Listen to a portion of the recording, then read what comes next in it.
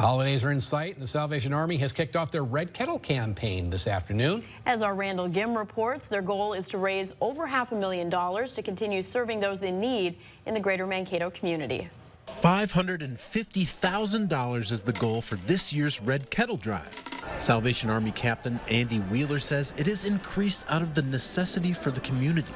550 does seem like it's a big stretch because we haven't met the 525 goal, but we have seen such increase in need for the services we provide. We just don't know how else we can do it. Wheeler notes the growing need for food assistance and the increased amount of people using their day shelter. Last weekend was our first official weekend of being open 7 days a week. I think we saw almost 30 people each day. It's that increased need that requires the help of bell ringers and donations, with this year bringing a little incentive for those who want to hold a position at the Red Kettle.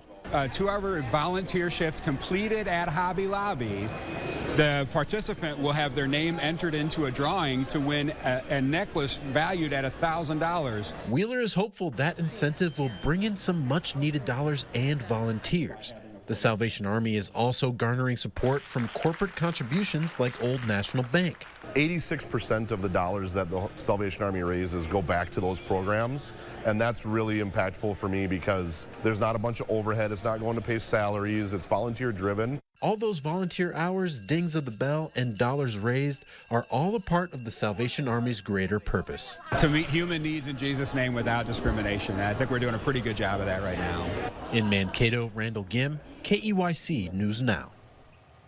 Red Kettle organizers are asking for volunteers for the 21st of this month. Information to sign up will be at KUIC.com.